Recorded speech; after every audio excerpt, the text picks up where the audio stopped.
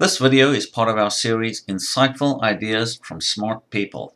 And in this video we highlight Ray Dalio of Bridgewater Associates, who put out a research paper called How the Economic Machine Works, and in it he explains debt cycles. We feel that Dalio's explanation of how debt cycles work is incredibly important to understand the current economic environment, what the outlook for growth is, the policy options available, and the likely path of interest rates for the foreseeable future. It's very logical and well thought out. He has a video on their website. It's about 30 minutes, which is definitely worth watching. In a nutshell, how it works is that debt creation enables more debt creation until debt levels become too large relative to incomes. And once debt becomes too large relative to incomes, then either debt needs to come down or incomes need to rise before debt creation can resume. And so what happens is that upswings in the debt creation cycle occur and are self-reinforcing because debt growth finances additional spending growth and asset purchases, and that leads to rising incomes and higher asset prices. And those rising incomes and higher asset prices enable lenders to lend more, and the process repeats and builds upon itself, but at some point debt burdens become too high relative to incomes and people can no longer service their debt.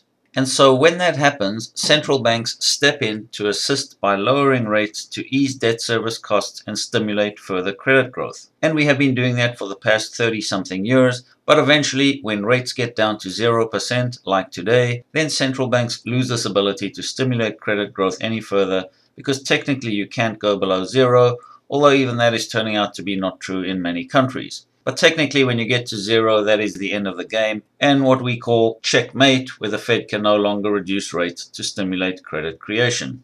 And you can see in this chart, the blue line shows debt levels for all sectors as a percent of GDP, and the red line shows the federal funds rate, and you can see with a black arrow where debt finally reached its peak and interest rates reached their trough. And that was the point of checkmate. And so now debt levels need to come down relative to income before credit creation can resume. And the question is, how does that happen? And Dalio lays out 4 ways that can happen, including debt reduction, austerity, transferring wealth from the haves to the have-nots, and debt monetizations.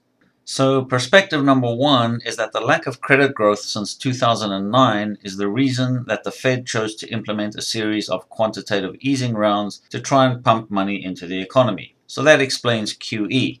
Perspective number 2 is that when rates were last at 0% in 1950, our debt to GDP ratio was 125%, which you can see here, and then real GDP subsequently went on to grow at 4% compound per year for 30 years. Rates are now back to 1950 levels, but our debt to GDP ratio is almost 3 times higher today than it was in 1950. It's at 325%. So the ability to grow credit is much more restrained than it was in 1950 because we just have much more debt outstanding than we did back then.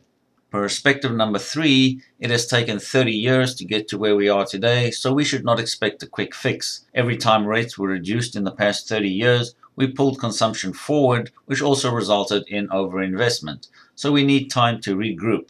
Now, with time, population will grow, incomes will grow, and we will take up the slack in productive capacity, which will lead to new growth, but it will take time and will be slow. And so the key takeaway is that it is a generational event to come to the end of the long-term debt cycle like we are now. We have used up all the quick fixes, and now we need real growth to move ahead. The one positive is that global growth in emerging economies will help to speed the process, and thus policy focus on our end should be heavily focused on export-related growth. And so that is the gist of Dalio's debt cycle explanation. You can read the whole paper or watch the video on Bridgewater's website, but it's a very important concept to understand the outlook for growth, interest rates, and policy options. So that's it for this video. Thanks.